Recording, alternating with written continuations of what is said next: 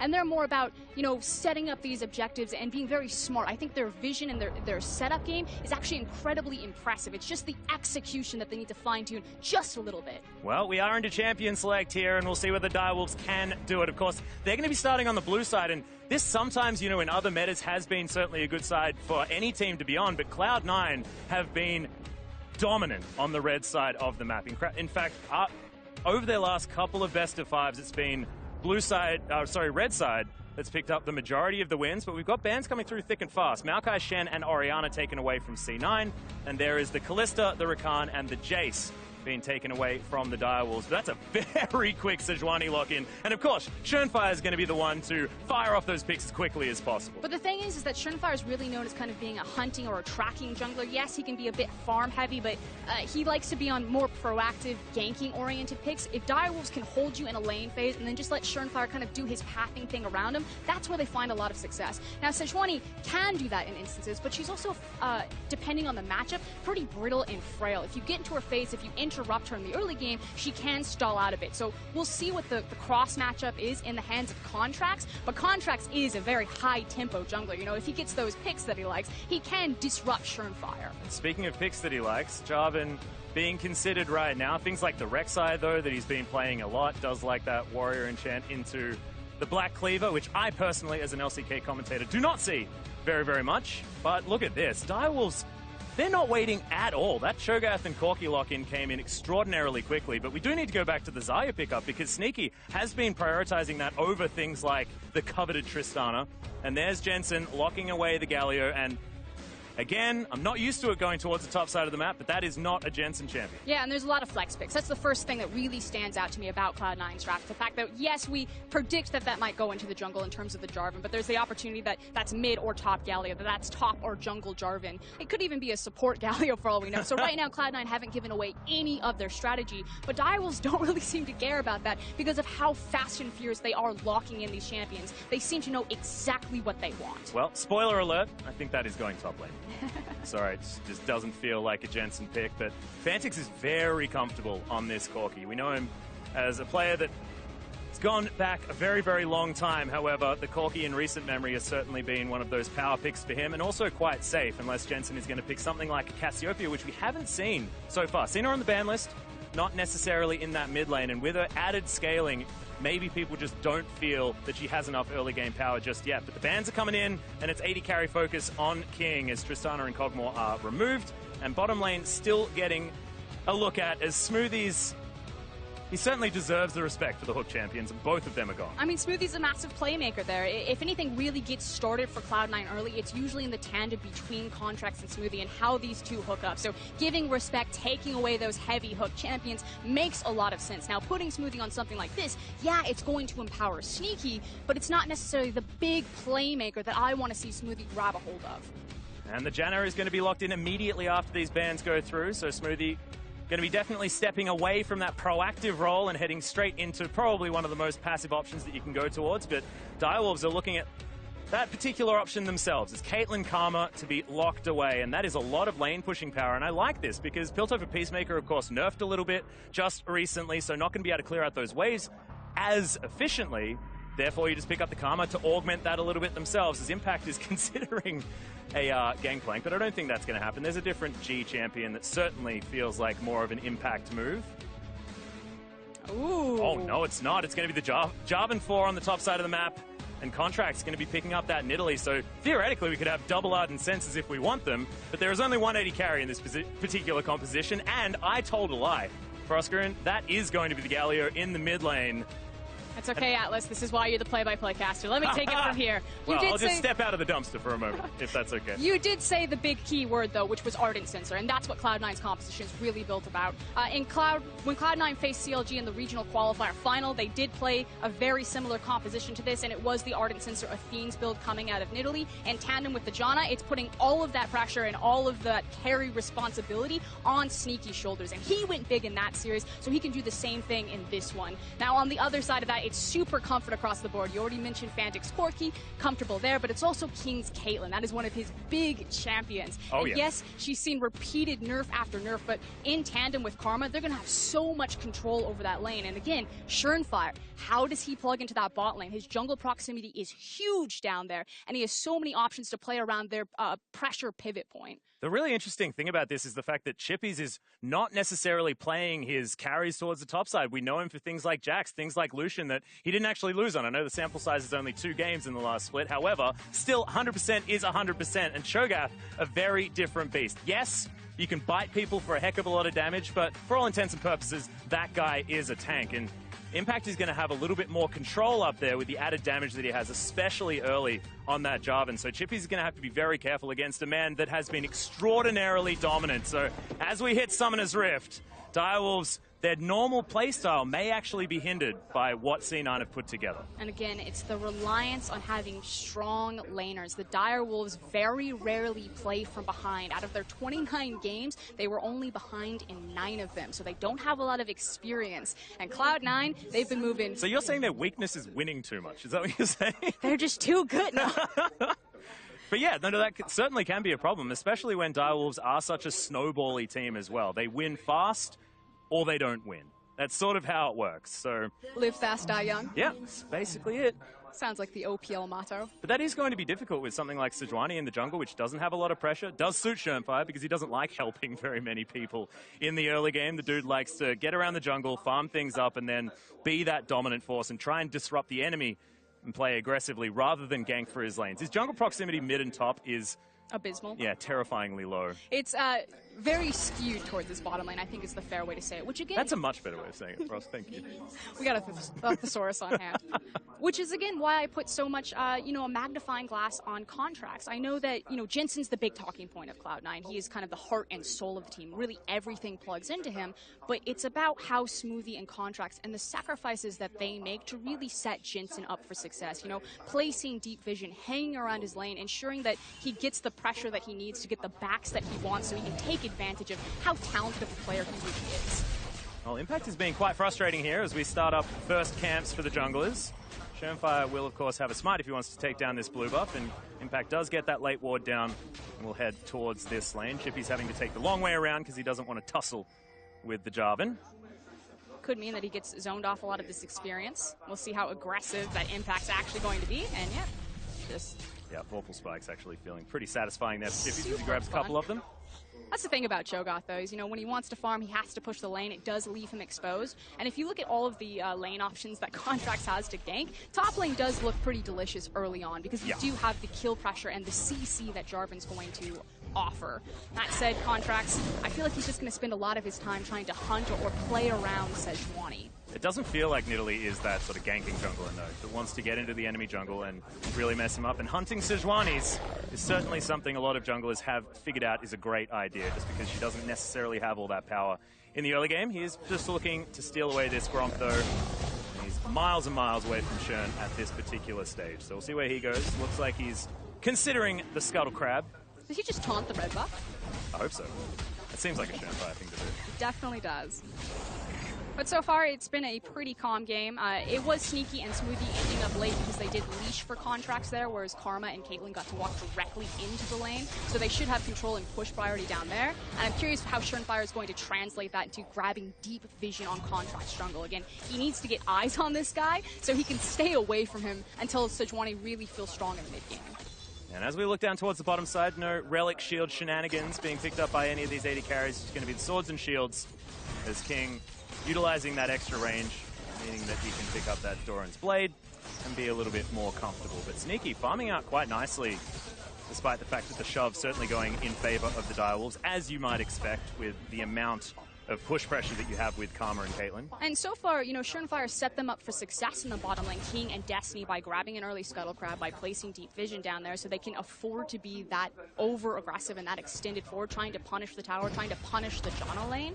I'm just curious if it's going to remain consistent like that, because if King and Destiny want to play that far forward, yeah, it's not a great lane to gank, but Contracts could just peek his head down there.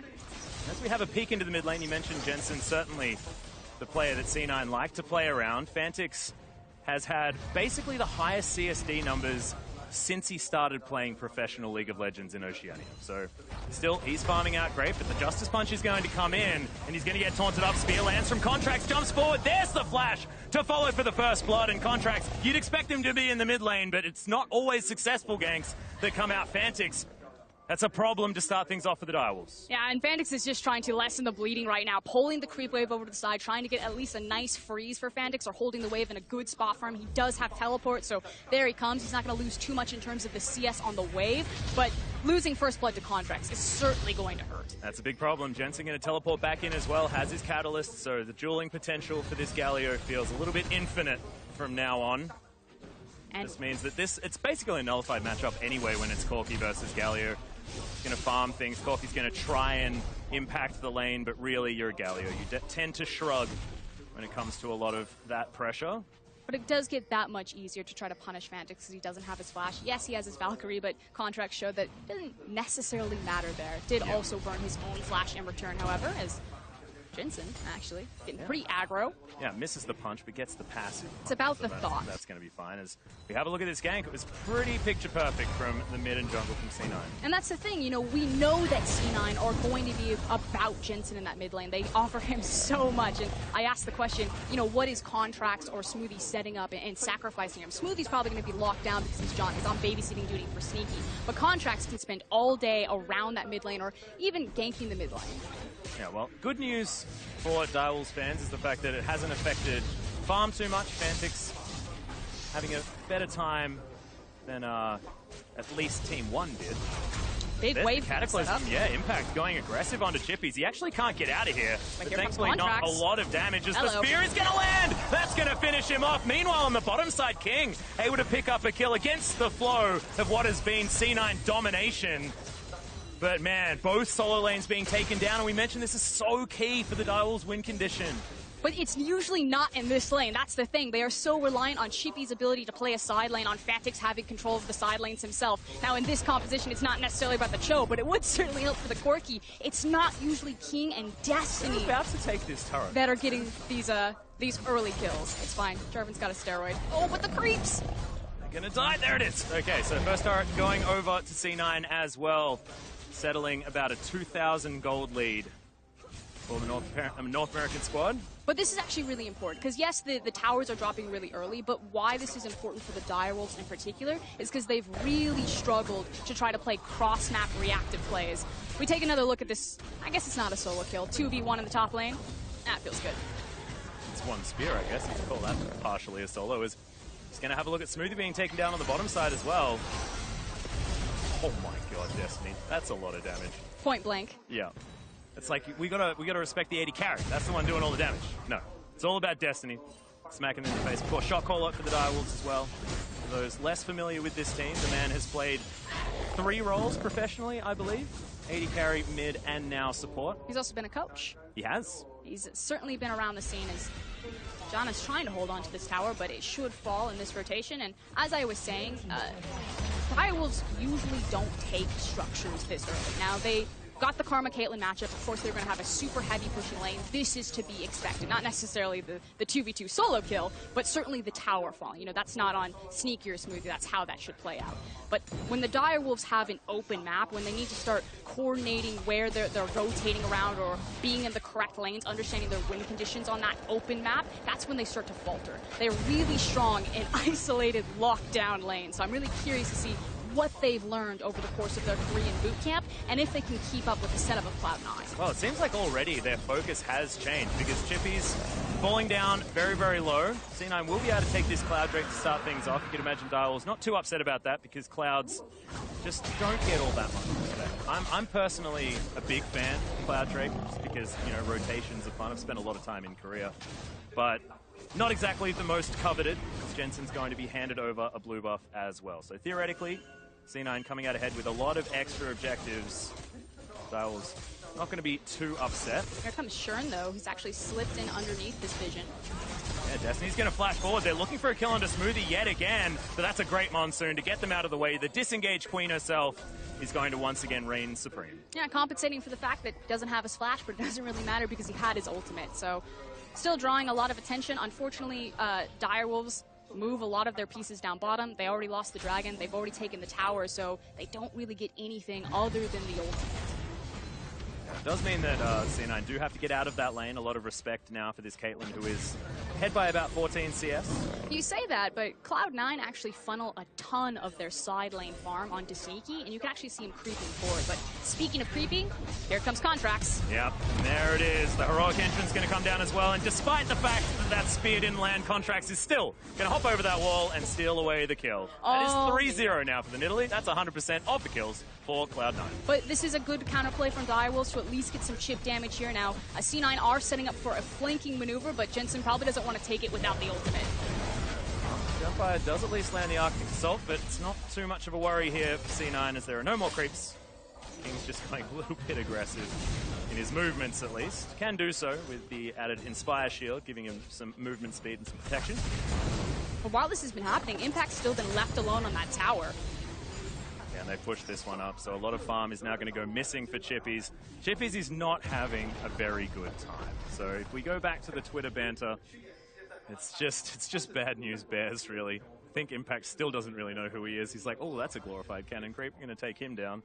I was going to go for Bug, but cannon creep's probably pretty effective at this point. No, that's very, very rude. Chippy's just been preyed upon. We saw this actually happen. Bruiser not having exactly the best time in the mid lane, and now it's a bit of a top focus. Oh, Fantix blocks the Justice Punch for the escape, and we do actually have the snare coming in. Jensen taking a lot of damage. King's here to try and augment as the Ignite's going to burn down, but Peacemaker's not going to be enough to lock down that kill. The ultimate's there for King, though. He probably should have started channeling that one. Just didn't have enough mana. Maybe he also didn't have the confidence there. I mean, he led with a lot of his... Do you really need to have confidence to press an R button when no. you're just safe in the middle? But the thing is he like led with all of his abilities, so he thought he could like walk it down instead of relying on his team. He just used the ultimate. Oh, well, Jensen going to go back and just pretend nothing happened as he teleports back into lane. Does mean that they're not necessarily going to have that teleport to move themselves around, but he will have that ultimate back up once again. And it's much like Shen, where you're not really too worried about just throwing your teleport around willy-nilly. But I do want to point at this, because this is what I was kind of talking about a bit before. Sneaky's now gone from bottom towards the top side. You know, this is pretty standard at this point in the game, but I want people to focus on, as the game goes later and later, where Sneaky is actually placed on the map. For my domestic region in the LPL, a lot of the time the AD carry and the support would be in the mid lane, and you know the mid or the top laner would be taking care of those side lanes. But Cloud9 a lot of the time will funnel that farm onto their AD carry and use him as kind of not like defensive protecting, hoovering up the farm in the mid lane, but using him for his pushing power and his safety on champions like Xayah, like Kalista, like Tristana, a huge pick for Sneaky. And then make plays and claps around Jensen, who sits in the mid lane closest to everywhere that he can impact on the map. Well, you have a look at how the game's going. It's still around that 2,000 gold lead, maybe a little bit more now, but otherwise, not too much of a problem. If you're a Direwolves fan, I know most of you at home are not. Spear is going to land onto Chippies, and this most certainly is a problem, as the heroic entrance is going to come down, and Jensen is finally going to pick up a kill for the Cloud9 squad, who have been relying on Contracts to do that most of the time. And that's what I'm talking about. You have Jensen in your mid lane, he's on the Galio. It means that he can, you know, quickly pivot to top or bottom, whatever he wants. They just find a simple pick like that, followed up with the Galio CC, and finally Jensen's on the board and not just playing support for this team. Yeah, and it's going to be Rift Herald to come out immediately afterwards as well. So getting the objectives, getting the kills, and I'm not even entirely sure why Chippies was there as well. I mean, we had Schönfire scoping things out. They knew that it was dangerous in that river. But you can also kind of understand why Chippies probably felt safe. You know, he is Shogath, he is the tank. So kind of peeking his head around his mid lane, naturally punished, but I can understand why he was there. Well, once again, 50 CS lead here for Impact. And I have to, like, to me, like, Impact has been one of the most impressive players on C9, especially during playoffs and, of course, the regional qualifier. He really has stepped up his game. The guy just seems to be able to get farm in any matchup or dominate the matchup entirely. And it's happening once again. It happened last time. It's happening now. Yeah, he was, you know, fairly inconsistent, had a bit of his slumps over the regular split, but certainly came back very hard on the end of the split. And what I really like is, you pointed out, his ability to absorb and kind of control losing matchups. And then when you do give him that opportunity to carry, that's like the real strength of Cloud9 to me. The fact that they can carry from every position and they don't always have to rely on Jensen. Yeah. And that absorbing pressure is something that Chippy's really needed to do towards the beginning of this game. Cho'Gath is very different to, you know, the Jax that he loves, the Lucian that he loves, because that's going to be able to dish out that pressure, whereas Cho'Gath is about taking punishment for as long as he can. And it's really about shifting responsibility. You know, Direwolves usually rely on Fantix, rely on Chippies, like you said, to play those big carry top laners, but by picking up the Cho'Gath, they're getting so much more power to King. I really like how Cho'Gath kind of does the same thing that Cassiopeia does for AD carries, and that it makes it really hard to dive onto the back of them, because he has, you know, the Vorpal Spikes, the big silence, the Rupture. You know, if Cho is standing next to that Caitlyn, you suddenly don't want to go back there. Well, Fantix has picked up his Trinity Force as well as his Sorcerer's Shoes, so he's ready. Got all of that extra movement speed and, of course, the extra power that the Trinity Force does give you. And Corki, one of my favorite champions when you want to talk about power spikes, is every single item you pick up gives you a power spike. And then he just hyper scales into late game. Yeah, exactly. It's like power spike, power spike, power spike, hyper carry. Oh yeah, feels he very, very survive most mid lane matchups due to his itemization and just natural protectiveness. Has huge damage in the mid game and then hyper scales into late game. Like how you're talking about surviving the mid lane as the mid lane gets completely obliterated by C9. Looking to grab a very relevant dragon here as the mountain is going to go down, most likely uncontested, as Direwolves have no interest in running into C9 at this point in the game. And this is one of the things that I really liked about C9 when I was, you know, watching their VODs and setting up for Worlds. I actually think that their setup is really consistent and quite clever. You know, they use the Rift Herald in the mid lane, they take down the tower, they get control there, and then easily rotate into the mountain. And it seems pretty simple, but a lot of teams will just fumble that simple setup. It's the execution part that Cloud9, you know, not quite finding the team fight at the right moment, or maybe fumbling the team fight mechanics a little bit, someone out of position slightly, that's where they start to falter. But so far, it's been a very clean play-in beginning for them. Yeah, and you can see bottom side where they set up for that dragon. Now going to have to replace some of that vision, hitting about the 16-minute mark. In 4 minutes' time, we'll need to get ready for that Baron dance, and I feel like C9 probably will feel relatively comfortable going for that as soon as possible. Yep, taking their time to push down bottom while they can still play down there. As the 1-3-1 has begun for Direwolves, but not necessarily to their advantage on the bottom side. Yeah, Fantix did have the Cull cash in though, Frosco. This is the big sell. This is important to mention because, you know, it's 5,000 gold lead, things not looking great for Direwolves, but at least Fantix is theoretically 1-1-0. That is good news. Only 3 CS behind. Oh, brilliant. I'm online, boys. Let's go. I've got the package. Yeah, can you tell that I'm a Fantix fan? Have been quite some time. Well, that's fair. I mean, Fantix has a huge reputation in Oceania, formerly known as Perfection. And hold on, though. King, you're in trouble. Oh, that heal movement speed, that's going to get him out of the way. Jensen's still hunting him down, but he's going to realize that it's not worth it. They're just going to continue pushing up the mid lane, and they've zoned everyone away. Yeah, exactly. Cloud9 still have inside track on this mid lane, and Direwolves are scrambling to get behind their tower. They're going to lose this for free. Are they? I feel like Direwolves are just sort of moseying on towards the tower. It didn't look like very much of a scramble at all.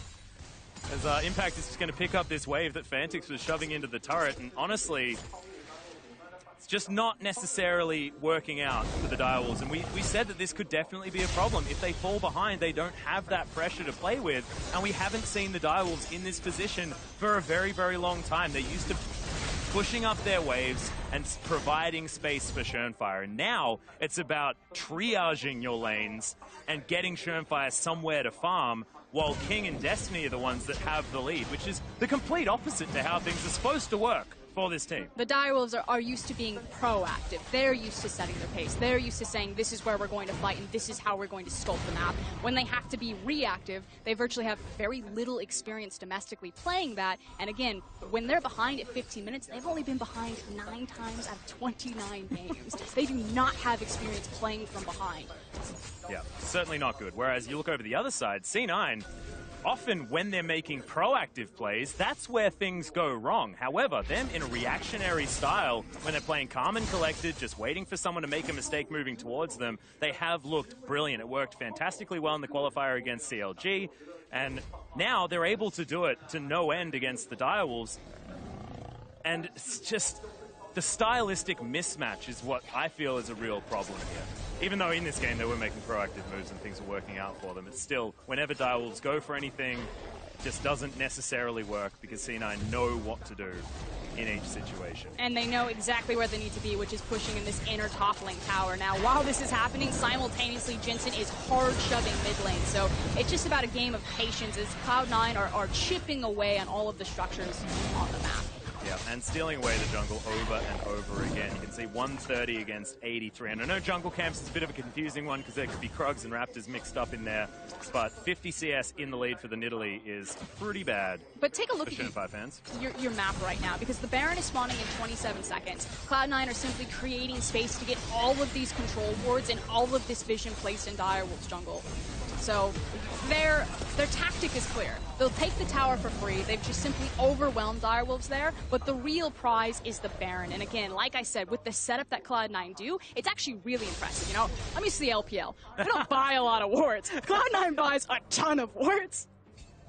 Well, Baron is going to be spawning in 1 second. There he is, popping up with his cool new World's clothes. I actually really like the World's Baron. I'm a big fan.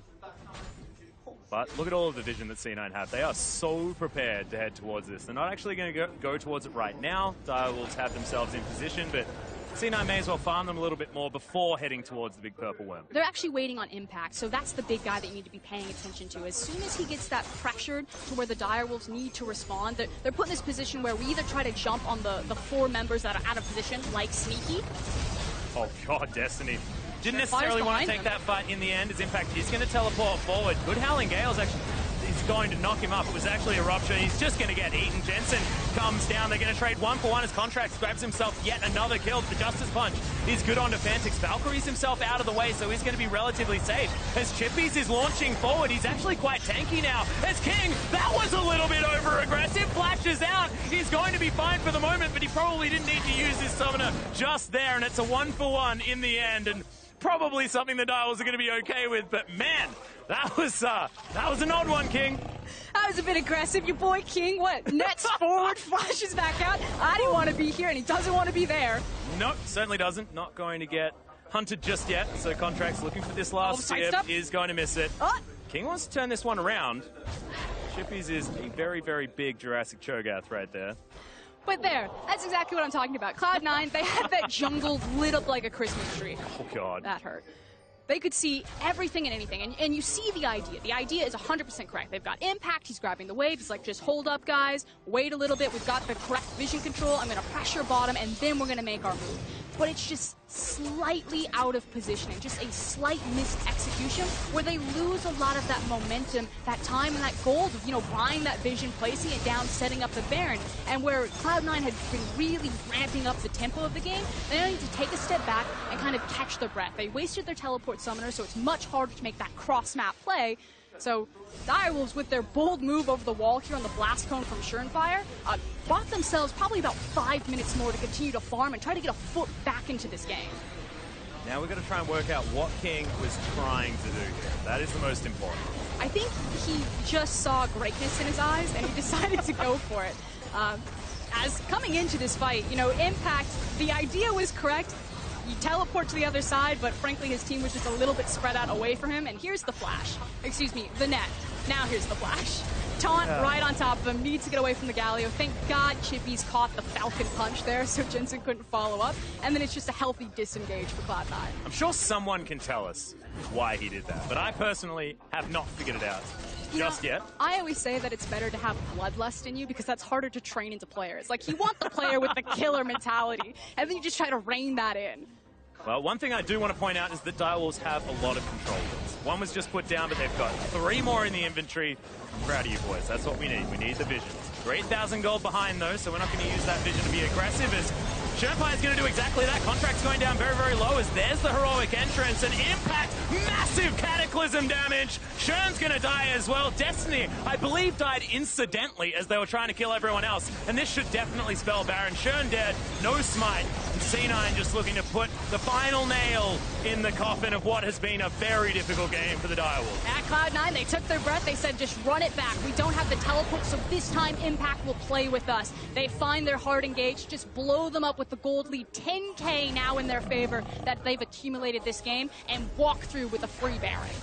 Yeah, 5 turrets now to 1 as well. They've got the pressure exactly where they need it. And this is with the low-range AD carry in Sneaky versus King on the Caitlyn, plus having a Corki there as well. I mean, when you think about pushing turrets, you think that the Direwolves have the composition that can do it. But with all of the control that Contracts has provided to this team, this Nidalee has been everywhere and honestly stifled the Direwolves from the word go in this match. And this is exactly what Cloud9 fans want. They don't want it to just be the Jensen show. We know and we have expectations for him. We know he can reach that greatness. It's the rest of the team now.